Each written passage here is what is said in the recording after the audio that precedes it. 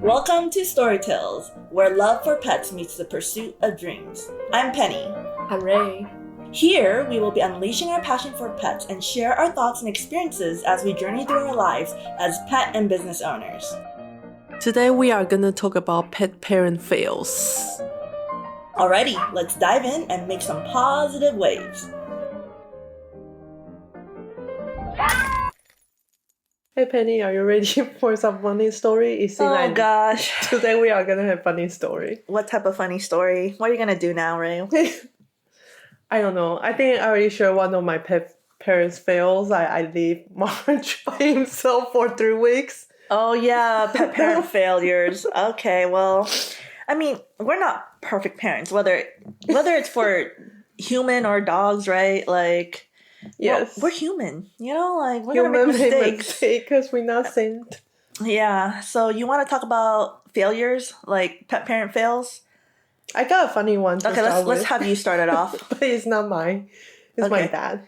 Okay, and that's interesting. Let's call your dad out. Let's do it. So there's one, I don't know why, but one day he decided to have a pet hamster. Your dad? Yes. Surprisingly, he wants a pet hamster. Yes, I don't know why. Because he, those, the one, what's that called? Like the one that has like 3 stripes on the back. It's very cute. Is it like gray? Yeah. Dark gray with the stripes? And yeah, then like in the winter, it can change color into the white fur ball. Oh. Oh, you didn't know? I think it's like called like Russian. But anyway, it's like those like tiny ones. Yeah. And then you see them all the time in the pet store. They are the most common, popular Yeah, one. I think I had one. Yeah. So they are adorable. I think it's all because he went to get his glasses, and then that store has like really cute hamster.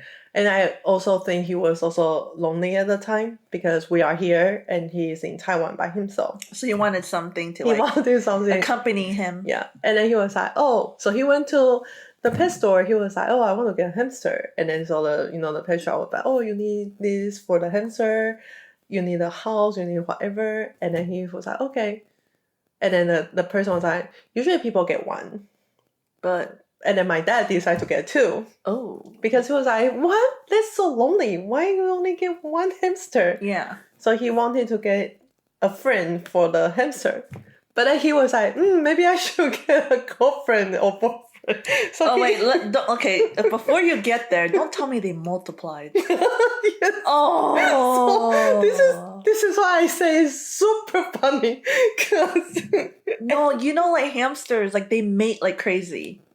So, because he was just using his own logic on the hamster, yeah, he does know, like, rat, hamster, they multiply faster. But he was just in, like, a poetic logic, like, oh, he might be lonely, he need a friend, or a girlfriend. or a partner. So he get 1 female, 1 male. And the pet shop told him, no, you don't want to do that. He even warned us like, why? He was like, because they're gonna make baby.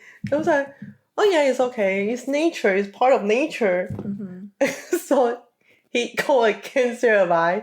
He get a really big cage. Okay, it's only 2 tiny hamsters. So he got them a mansion. Yes, because they were having like different size, like the small, medium, large, and he was like, as a human, we have a nice house, right? And then like everyone wanting to get a mansion, but as human, it's hard. You have to be like a billionaire to get a mansion. And my dad was just thinking, I can get a mansion for my hamster.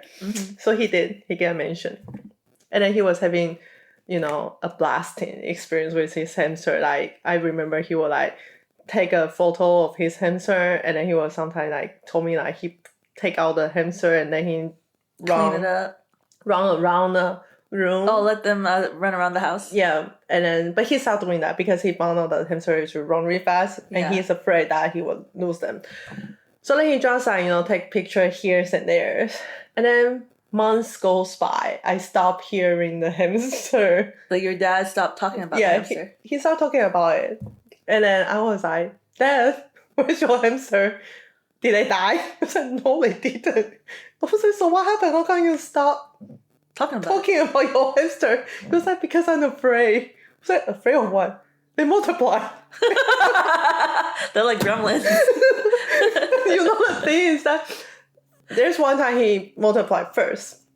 And then we actually know. And he's like, oh, he's a hamster, make baby and stuff. Mm-hmm. But then the thing is But he didn't realize how fast and how many. But then the thing is that the baby hamster hasn't even fully grown. They can already multiply. Yeah. So he started talking about his hamster.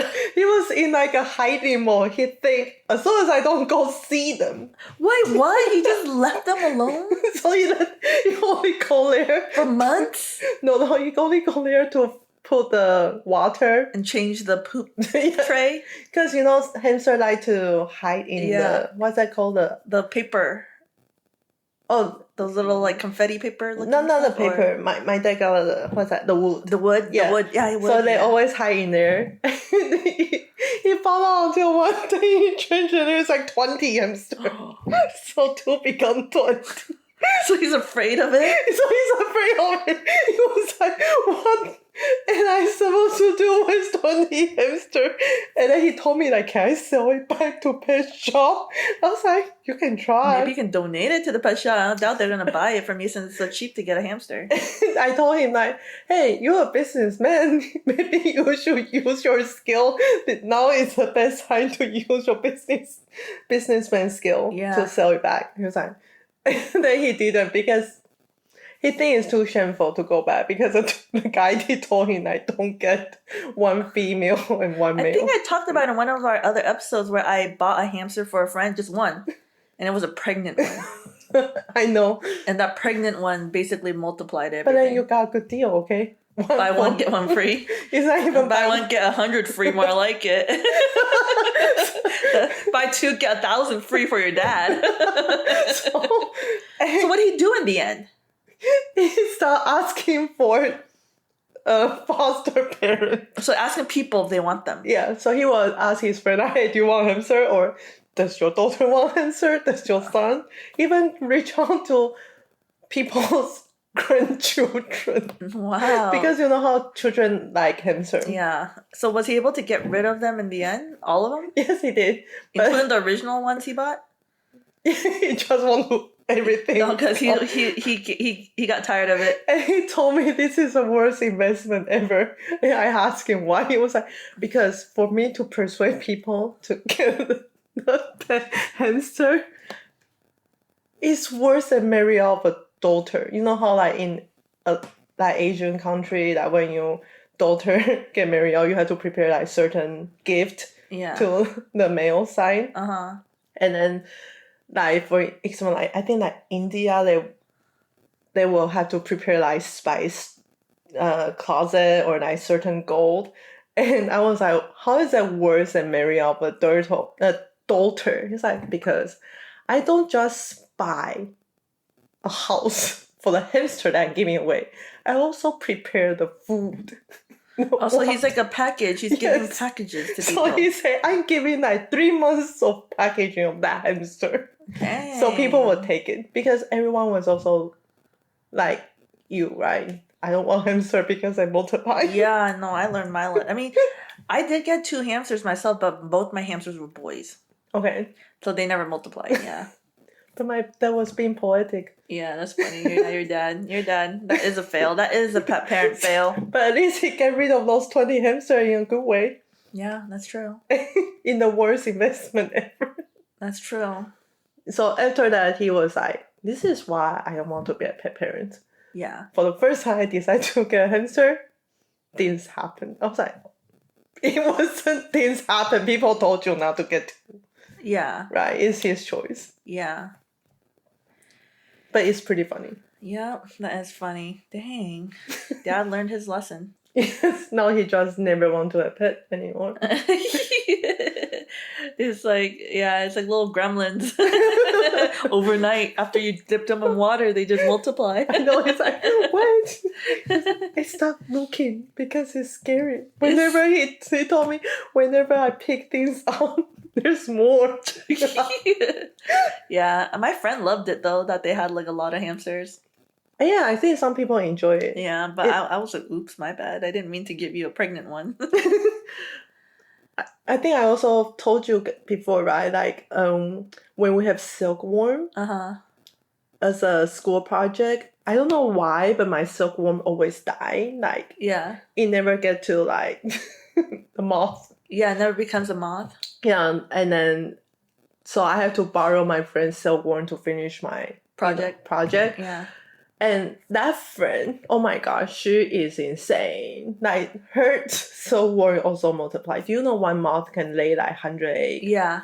And then yeah, I know, because I'm having that problem at my grandpa's right now. I'm trying to get rid of all the moths. So all her worms survive. Oh wow. And then all her worms become moth and then make babies. Oh no. And then so she has like hundreds of tiny babies. Yeah, don't schools like consider that? You know, like you have to do that as a project, but what if you multiply them? But because it's a school project for like elementary kids. Yeah. So they probably don't think it lasts. And also like when you get a silkworm, like you only get like 4 or 5. Yeah. So it's kind of like a, like nature selection, right? The strongest will will survive. Yeah, I never had silkworm as a project. I had butterfly, like a caterpillar. So it's the same. Yeah. It's the same concept, but just different. Yeah, I had the caterpillar.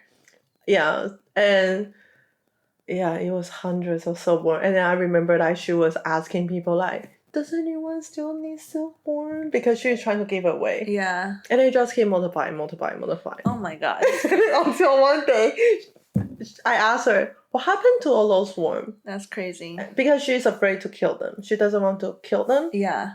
And then I asked her like, oh, do you want to like give it away? Because I know there's like a silkworm factory, those places they make silk, right? And she said, I don't know where to find, because we were so young back then, and also back in our time, there's no internet. It's not like now you can just like type it. Like look at what to, yeah. Yeah, so you actually just like ask around, and then if people around you don't know, then you don't know. Mm. She even called like, I don't know if you remember, but back in time there's like a certain number you can call to, and then you can ask like what kind of business you're looking for, and then they will give you the phone number. She even called that place. Oh wow. And she still cannot, because the description she gave was probably too vague, because we were just, elementary school. Yeah. We were just kids. So she doesn't know what to do. And then until one day, like, her mom was losing her things. She was like, there's too many. Can you imagine hundreds of silkworm in your house? I would just go outside and let it go free. But there's also like littering, right? How are they littering? They're flying. Can't they just fly and find a new home and then You do know, like moths, when they get make baby, they just die. They kind of like salmon. Oh. Their goal is to make baby and die. Oh, but the thing is, like, yeah, they can still make babies outside. They don't have to make babies in my house. But then you have to find them the right place, because they only eat certain. How about plants. mint? Because I remember, like, I see a lot of moths around my mint. Oh, but I'll just let them out at my mint area, my little herbal garden. But the funny thing is that one day I've asked her, oh yeah, so what happened to all those silkworm? Because her dad told her that, once they become what's that called? The pupa stage? Yeah, the pupa stage. That's when people will cook them. Oh, that's how you get your silk. No. Oh, I was like, because that's how people get the silk. When they just like, have the boiled water and dump in there, and then the worm die, right? And then you can cut it open and get the silk. That's actually interesting. Another little fact that people probably... Wait, so are these silkworms they turn into the giant moths or small moths? Like this big, like 1 inch, 2 inch. Like the moths are 1 inch? Yeah, it's like this big. Have you seen the ones that are like freaking huge, like the huge moths? The beautiful one? Yeah, have you seen those? No, I haven't seen them in person. I have. When I was in college, they had, like, one of our professors found the pupa. Okay. And then within like the hour, they opened up. Oh wow. Yeah, I have a photo of it. I'll show you later. But it's crazy. So I told her like, oh, did you do that? Like, at least you will have some silk. So no, I didn't. And then my mom did something. So her mom put all the egg, because they still let those moths to lay egg. Mm-hmm. And then, when there's tiny egg, it's like very, very tiny. It's like sesame seed tiny. Mm-hmm. She just put entire box into the freezer. Oh, wow. And then they die, of course, because you freeze them, right? Yeah. For like days. Yeah. And then after that, she just like dump it in the trash wow. can. Because they don't feel comfortable water boiling them too. Because Yeah. they feel like they are killing the... Yeah, it's kind of The worm. inhumane that way. Yeah, so they still let the last generation to go through. That's very interesting. Yeah. There's also another fail story that I have. Man. I don't know if that's fail. I think that's like the successful story, right? I mean, yeah, that's pretty successful, but the failing aspect is the multiplying again. I feel like the multiplying factor is what people need to be careful about when having like pets that are not like dogs or cats, you know? Yeah. I mean, even dogs and cats, they can multiply, right? Like cats, for example, if you don't neuter them or spay them, like... Oh yeah, cats multiply really fast. Yeah, exactly. So, and dogs too, like after, like within a year old, a dog can get pregnant, you know? So that's why it's important to spay and neuter a dog, right? Especially if they're female. Because if you have a female dog and gets pregnant, you got to go through the whole birth aspect. You can listen to previous episodes. Yeah. Penny has that story. Yeah, I do. Yeah. And if you have more questions, just ask me. You guys just ping me, message me about it. Will you say that was also a pet parent fails? No, because I purposely wanted her to have a kid because I thought, you know what? Like, I want to keep Yuffie's legacy continuing. But at the same time, when it became a complication, that's when it was a pet parent fail because that mindset of like... Did you regret? I don't regret it because now I have Buffy. Because if I didn't do it, I wouldn't have Buffy, you know?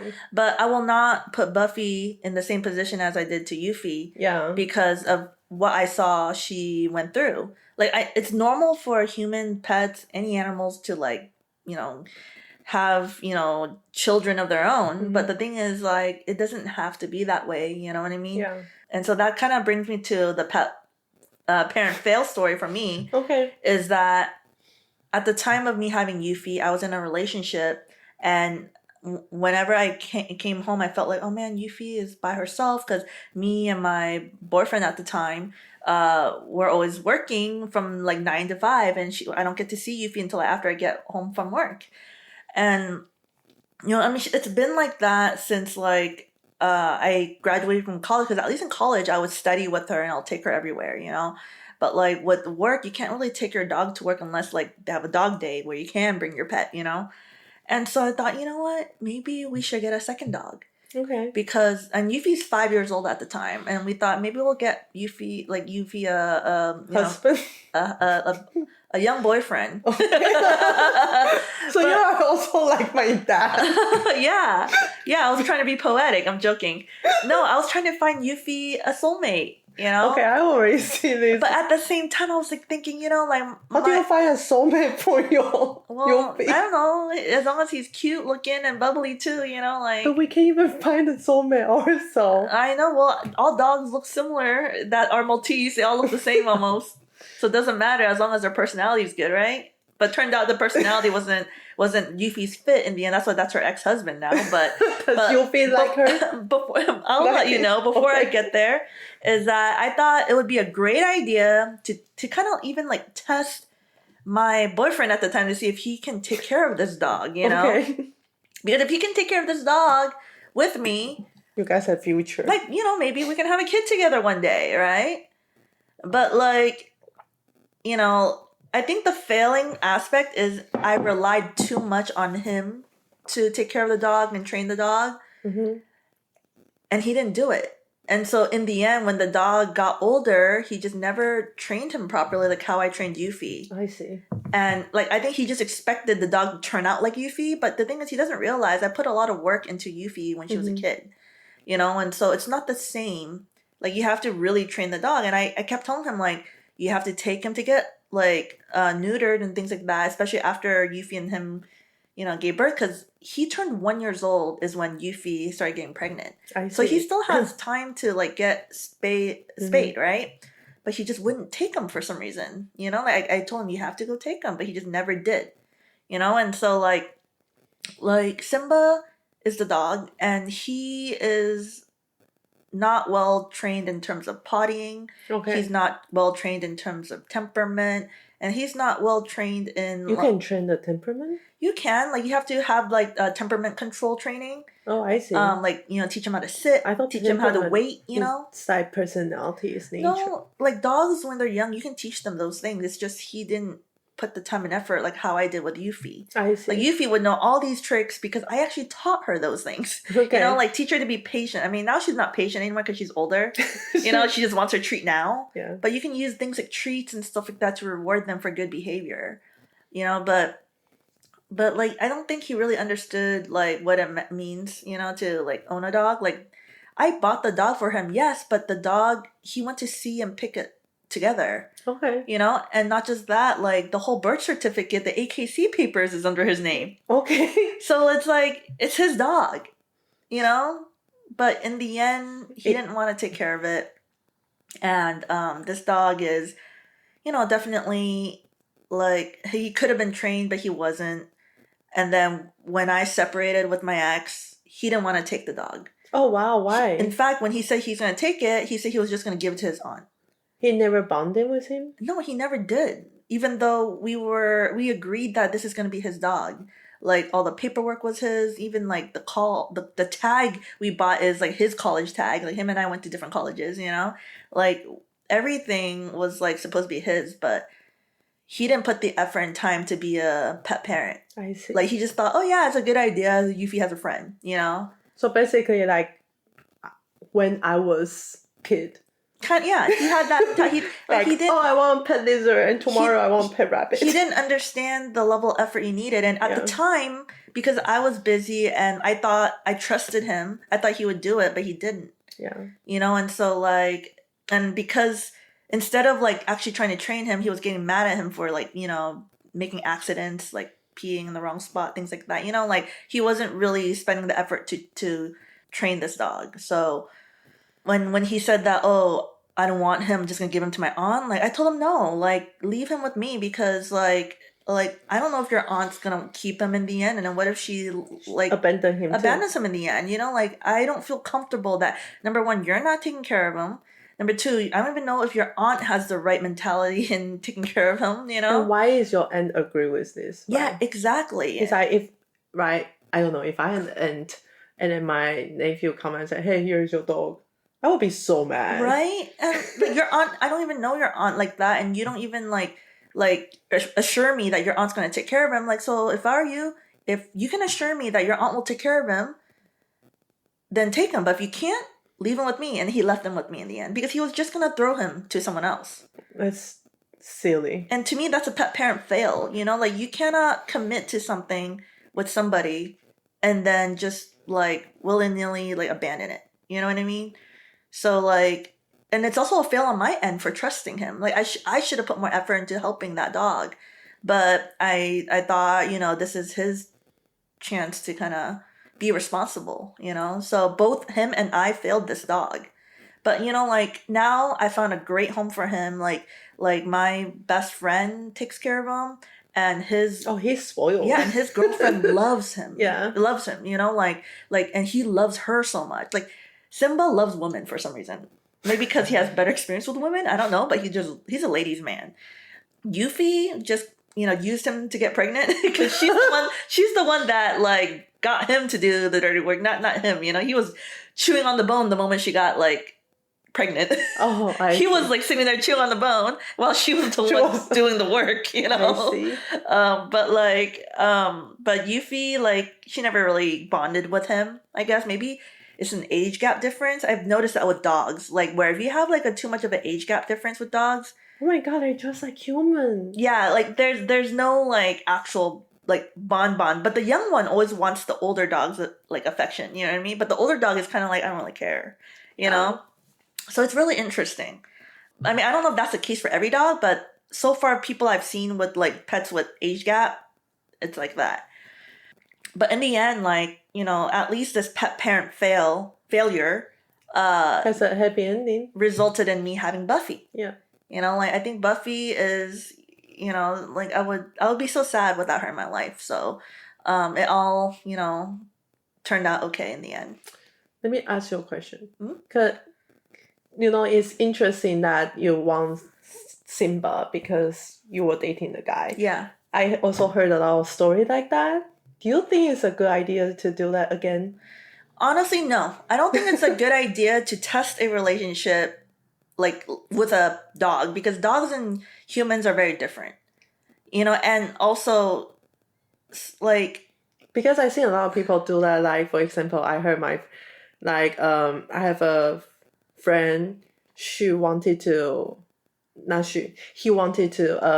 have babies, mhm, and then his wife didn't want to, and then he was like, okay, fine, let's try out with like an animal instead. the animal instead. So they get like a Labrador, Mm-hmm. and then the wife just didn't care for it. Yeah. Because she is not a dog person. Yeah. And then so they was like, okay, then what kind of animal you want? And so, oh, then let's get a cat. And cat and dog vibe are completely different. Yeah. And there was chaos, so it actually kind of hurt their marriage at the time when they were still adjusting that. Yeah. And he told me later on, he was like, he feel the stupid mistake is to get that dog. The thing is, like, I think you can get a pet, right? But you should never use the It's reason. not the dog's fault. But it's not the dog's fault. Yeah, he said it's just like the stupid mistake was to get a dog. And then so, because he kind of, dent his marriage. Yeah. And then he was struggling with like cat and dog. Yeah, and I think that's the thing, like I feel like we should never use animals as a way to test a relationship to see like whether or not this person's responsible, because it's different. Humans and dogs are different, and even cats, right? Like some humans just can never bond with a dog, or they just can't bond with a cat, but they can bond with their children. Yeah. And it's not parallel, it's not the same. So I know I made that mistake thinking, oh, like, if I don't have a kid with him, maybe I'll just have this dog with him and see, like, if things will go well. But that's actually the wrong way to go about it. Yeah, and also I think people, they are like perfect pet owner, but they cannot handle children. Exactly. Those are exactly. It's all different, honestly, because you can't help what you feel as a human being. Yeah. Like you can love dogs more than children, or you can love children more than dogs, or you can love cats more than dogs or children. Like everyone's different, and you can't force it on someone. And I think that's my mistake. I forced it on my ex because how much I love dogs. So maybe you will suggest people don't do that. I would say no, don't use that. Like, I mean, if you guys want to get a pet together because you guys want to get it together, by all means, but don't be the person deciding that for another person, or like kind of like talk them into it, or you know what I mean? I know, but I don't know. I still think couples should not get the pet together. I mean, they can. Like, some people do want to have a pet together, and it makes their relationship better even. But I think it just depends on if they really, really want that. Like, I felt like I really wanted it, but I felt like my ex was kind of like, oh, whatever you want, like whatever you want to do type of thing. I see. Like versus like, yeah, let's do it. Let's get one, It's different, right? Like if you're both like really like invested in it, I'd say go for it. But if you guys, like if one person just seems like, I don't really care, just sure, like, oh, the word sure. It's like there's a hint, okay? If you hear sure, don't listen to sure. It's if they're proactive about it, then I'd say go for it. But sure, passively, don't do it. Or like, if that's what you like, if that's what you want, I think a lot of people also say that. Yeah, because they're not ready. They're not ready if they're not 100% invested. Mm-hmm. So I'd say really just understand the situation, reassess it, don't jump the gun, and. And yeah. But I'm glad that, you learned that. I did. Like, if you want a pet, it's your own pet. Yes. Get yourself a pet. Don't get someone else a pet. Like I always get my own cat. And Stanley was just their other caretaker, I guess. Yeah. I was gonna say, what should I give him a title? Not really a dad, but well, I mean, he's like your partner in it, so like you got bagel and latte because you wanted bagel and latte, right? Yeah. And then like and you're mostly the one taking care of them, right? But then he's helping you because you're his partner, and that's great. Mm-hmm. But like don't be like me and go like, hey, like, yeah, you should get your own dog and then let's like see how it goes, you know? And no, don't do that. Like learn from my experience. Don't do that. If you're gonna get a dog or cat, get it for yourself. Yeah, so people out there who want pets, don't listen to their partner. Just get the pet yourself. Yeah, just get yourself, and you have to be responsible yourself. Yes, and then sometime your partner will, learn to like your pet. Yeah, exactly. Because that's what happened to Stanley. He used to hate cats. Yeah, and if they don't learn to love your pet, then maybe that's not the one. Well, no, I don't think I think that's too hard. Well, I mean, like, if pet I is see a some huge people, thing. they still don't like the animal, right? But then they will be okay with Honestly, them. I don't think I can date someone who doesn't like my dogs. You know what I mean? That's so, true. So I think it depends on what's your deal breaker. Like, if someone doesn't like my dog at all and wants to date me, I don't think that's going to happen. It's not going to work well, because, like, I'm going to have to figure out, like, okay, how am I going to live with my dog and live with you? But that's what I mean, right? As long as they start adjusting their life. Yeah, but if they don't, then that's a problem. Yeah. So that's what I'm trying to say. Like, if they don't adjust to it, then, that's not the right person for you. That's true. Yeah.